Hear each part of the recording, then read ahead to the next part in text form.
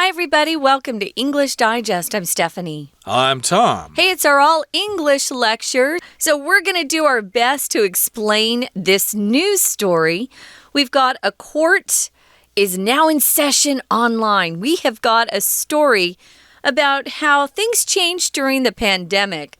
We're going to talk about a state that is pushing towards making these changes permanent.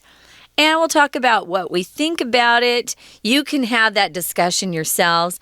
Again, this is our all-English lecture. There's no Chinese teacher, but we will take a break in about the middle if we think about it. Let's get started. We're going to read through today's lesson first.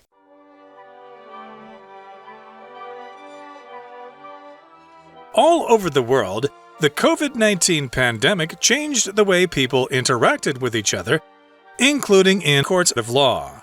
But in some parts of the U.S., those changes are now here to stay. In Michigan, State Court Administrator Thomas Boyd has decided for his state, Michigan courts are expected to continue making efforts to conduct remote proceedings whenever possible. There are many benefits to online court. Attorneys do a lot to prepare for cases, but they can save time if there's no need to travel. This, in turn, saves the client money. The government also saves money, as the budget for on-site court staff, building power, and security can be greatly reduced.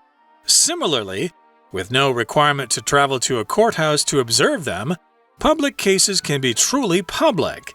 Anyone with an internet connection and a suitable device can attend. On the other hand, virtual court is not unanimously esteemed. The American justice system grants criminal case defendants the right to confront their accusers. It is harder to do this remotely, just as it's harder to judge a person's honesty as they deliver their testimony. Humans use body language to gauge truthfulness, and video calls inhibit the interpretation of many such cues. Furthermore, there is no way for judges, lawyers, and juries to be sure that someone on a video call is not being influenced by someone just off-screen. While trials with juries will resume in person, overall, State Court Administrator Boyd applauds the use of online platforms for increasing public access to justice. He might have an uphill battle ahead of him, though, as many still prefer in-person proceedings. One judge responded that virtual hearings can't be ignored, but cautioned that we have to figure out where it's going to work for us. Okay, let's look at the title first, guys. Court is now in session. Actually, that phrase there you'll hear a lot if you watch a lot of legal programs on TV or in the movies. Court is now in session. Usually the judge comes in, he's got the big robe on, or she's got a big black robe on, and they pound that gavel on their desk.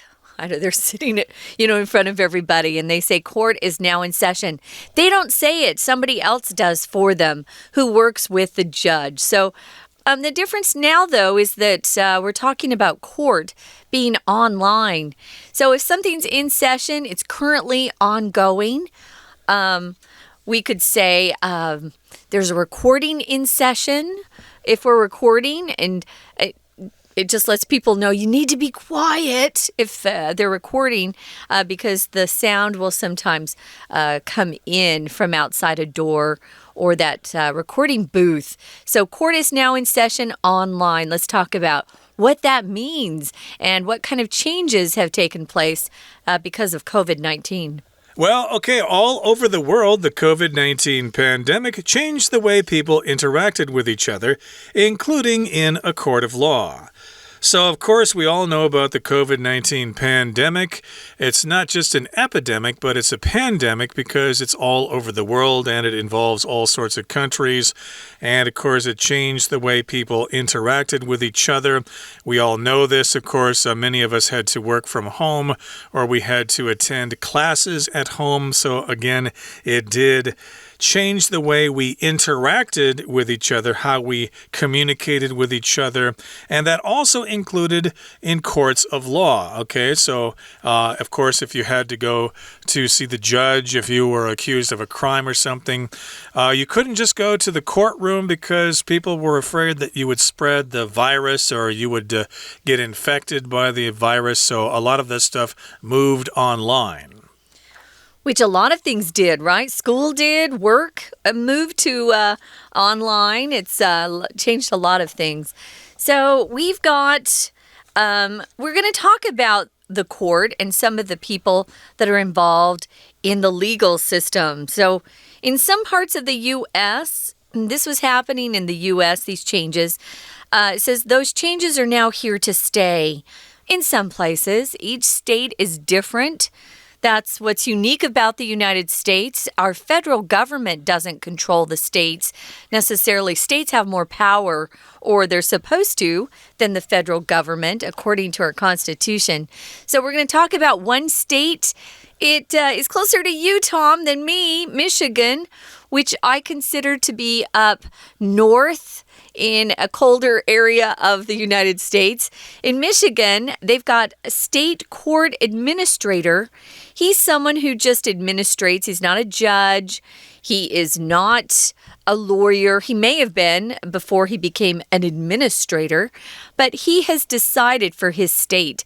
I would think that this is something that needs to be decided by the voters and not by one person, Thomas Boyd. But he has decided that in Michigan, the Michigan courts are expected to continue making efforts to conduct or have these remote proceedings whenever possible. If something's remote, it just means it's not close. Usually, we use remote when we talk about the remote control for our TVs or our air conditioners. That remote control, it means you don't have to push buttons directly on that piece of equipment.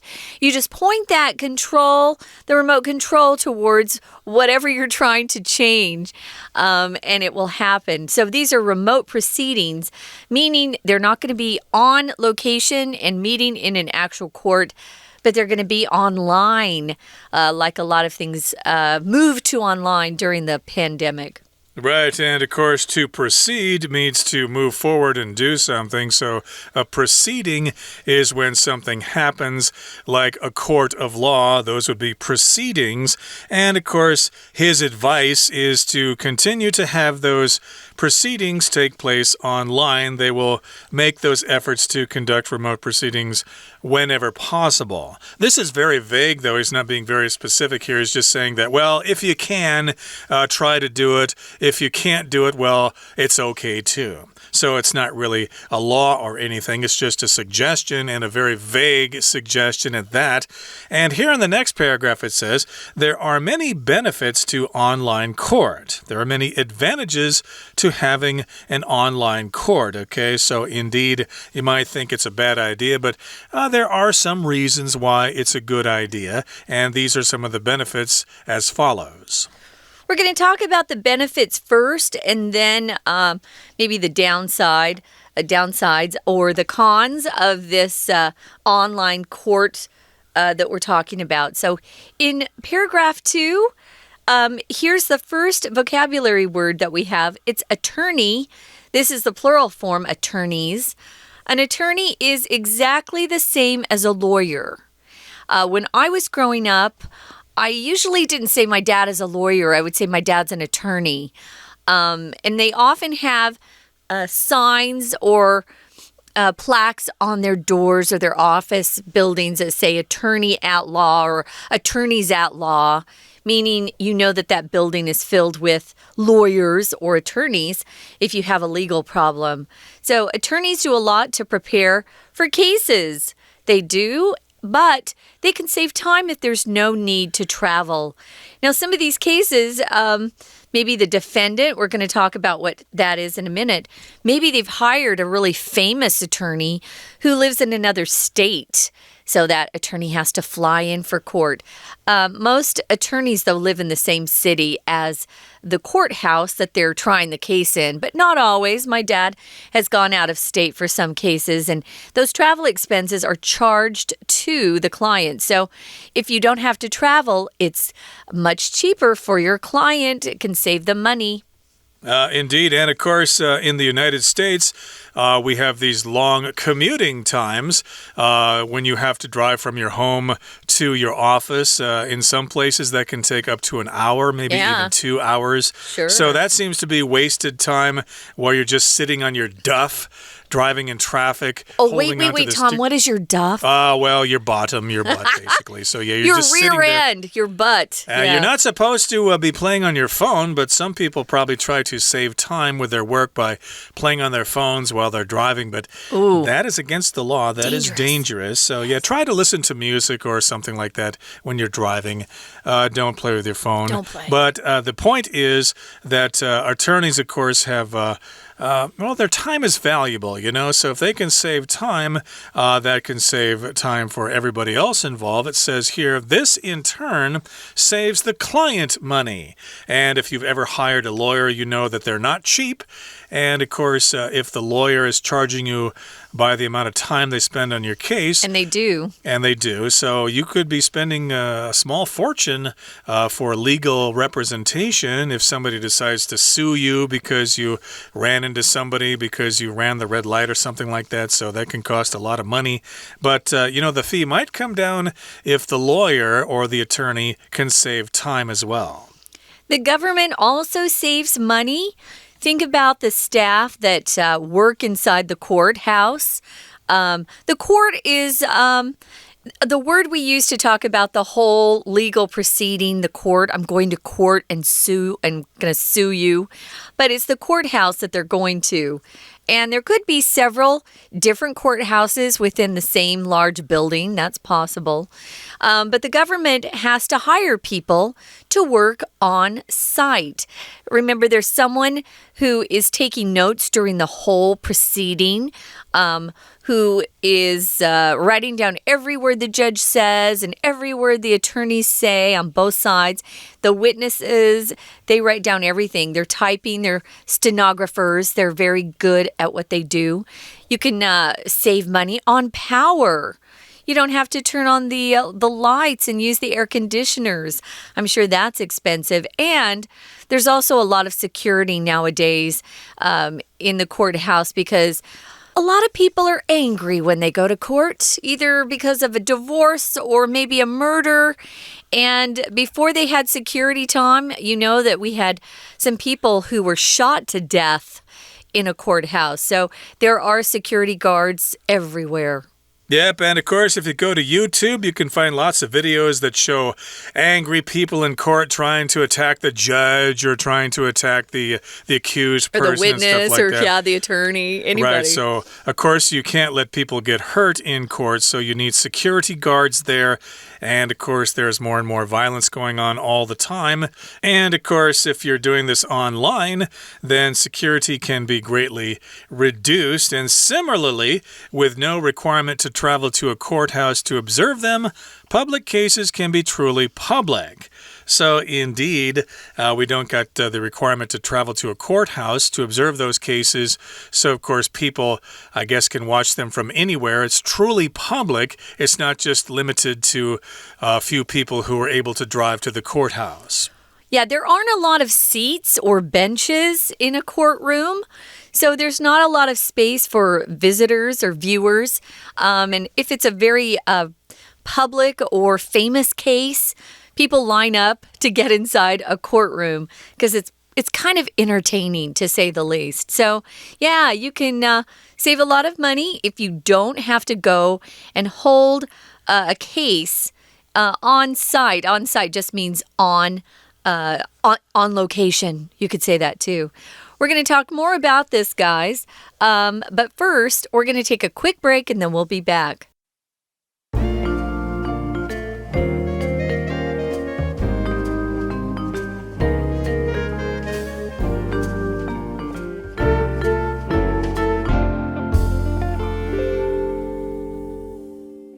Okay, welcome back, everybody. Again, we're talking about some of the pros and cons to having court sessions online. Okay, these things kind of began during the pandemic because we were all restricted at various times. We had to stay home. And so, court cases still continue despite those restrictions. So a lot of trials were taking place online. And in the state of Michigan, we've got this court administrator, Thomas Boyd, and he thought that the courts should try to continue to conduct remote proceedings whenever possible. And we also talked about some of the advantages to having trials online. Attorneys could save time, and that in turn could save the client some money. And the government could also save money because you can save on electricity for the courthouse. You don't have to pay the security guards to be there because there aren't any people there. And again, you don't have to travel to the courthouse, so these public cases can truly be public. If you just have a suitable device, like a smartphone or a tablet or a personal computer or whatever, you could check out what's going on in the court because they're supposed to be open to the public. Okay, so these are the positive sides or the benefits to online court or having court online. We're going to look at the opposite or the downside. So on the other hand, on the one hand, there are the benefits. On the other hand, there are the things that aren't so great. So virtual court, which just means, again, virtual means online, digital, and not real, but, well, it is real, but it's digital, it's online, is not unanimously esteemed. Unanimous means everyone agrees on something. So unanimous would be the adjective form. Unanimously, of course, is the adverb. Unanimously esteemed. If you esteem something, you respect it. You think it's a good thing, you honor it. But it says here it's not unanimously esteemed. I was telling Tom before we started, I read this and was horrified. I couldn't believe that people were actually considering having a court online. There are so many bad things about it. And I think, Tom, if they went ahead and if our Mr. Thomas Boyd went ahead and tried to make this permanent, someone would sue him, and this would be taken to our Supreme Court, and it would be overturned because our Supreme Court would rule based on our Constitution. You have a lot of rights as somebody who's accused of a crime or accused of a wrongdoing, and one of those rights is that you get the chance to face your accuser, which means you get to look at them in real life, and you get to, you get to look at them eye to eye. That's part of one of your rights as a defendant. Now, the American justice system grants criminal case defendants the right to confront their accusers. Again, you can look right at them and say, you're lying about me. Now, a defendant, of course, is the person who's being sued, or if it's a criminal case, if you're being sued, it's a civil case. It doesn't involve jail or prison. But if you're accused of a crime, that's a criminal case, and it's pretty serious. So in that case, I think it's a really bad idea to have court online. The opposite of a defendant would be the plaintiff. If you're accused of a criminal misdoing, or you've done something illegal that includes breaking the law, the plaintiff is the government, whether it's the city or the state or the Fed. It's the person who is saying you did this crime. But if it's a civil case, the person, maybe, Tom, you ran into my car, and I think that you are guilty of not paying attention. You were looking at your smartphone. I could take Tom to court and sue him for the damages of my car. Maybe it cost me a lot to get the car fixed. So he would be the defendant and I would be the plaintiff, accusing him of costing me money by by hitting my car. Yep, you're the accuser. You're saying that I hit you, I caused damage to your car, and I'm the defendant. I'm saying, well, I'm sort of innocent until proven guilty, so I have an attorney to defend me here. So this, of course, is what happens in a court of law, and people are supposed to meet there and discuss these things in a civilized manner. So it's harder to do this remotely. It's very difficult to do this if the defendant and the accuser were at home and the jury was at home. It's just kind of awkward to do that, especially if it's a serious case, not just me crashing into your car, but maybe killing somebody or stealing a lot of money or something like that. In those particular cases, it's probably best to get everybody together in a court of law and make a rational decision. It says it's harder to do this remotely because it's hard to judge a person's honesty if you're just watching somebody on videotape, right, or online. A lot of what happens in a courtroom is you're looking at the witnesses, you're judging if they're telling the truth or they're lying. A lot of that can only be done if you're in the same room together. Humans use body language to gauge truthfulness. To gauge something is to interpret it, to judge it. We use gauges, for example, in a car. We have a gas gauge. It measures how much fuel we have. Or if your oil needs to be replaced, your oil gauge. But to gauge here is a verb. It just means you're making a judgment about something. Here we're making a judgment about whether someone's telling the truth.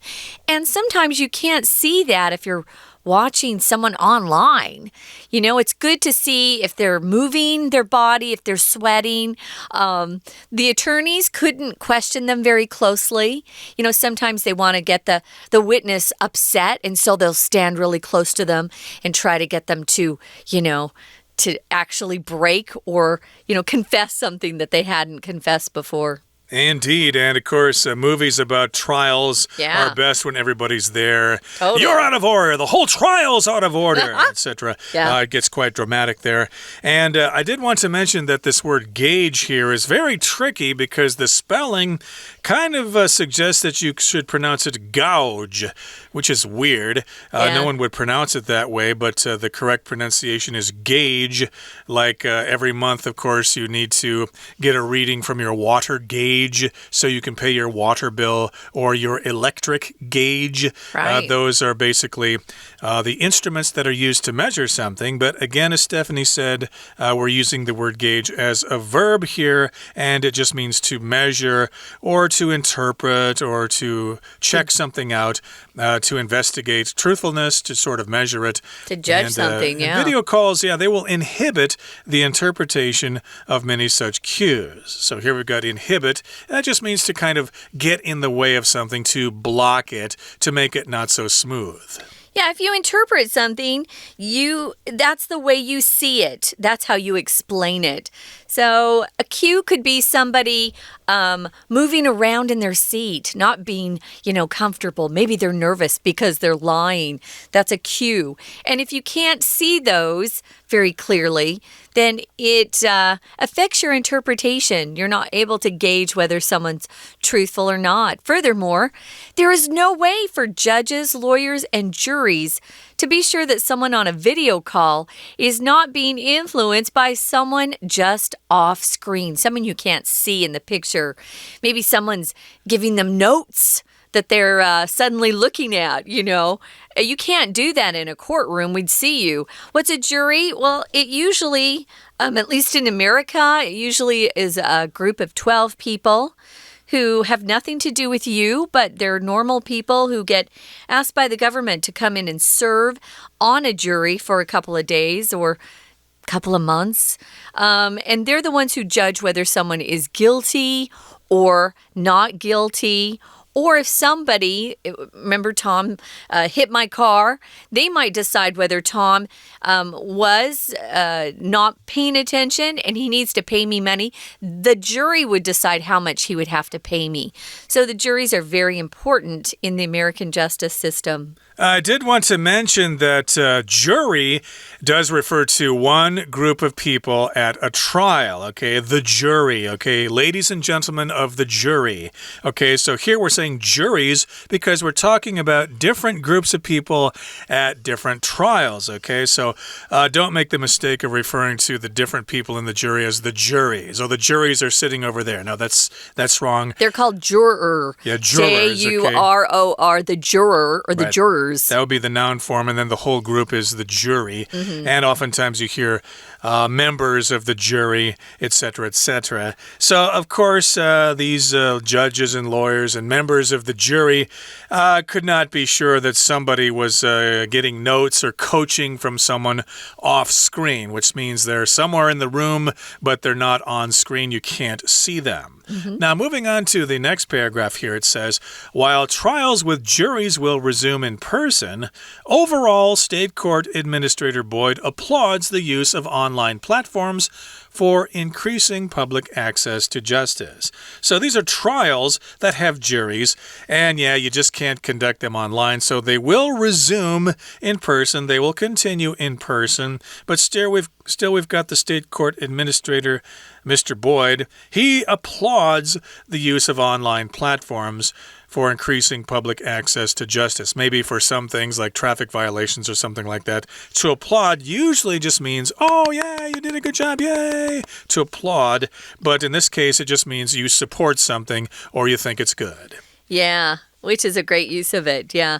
So you can express approval, support.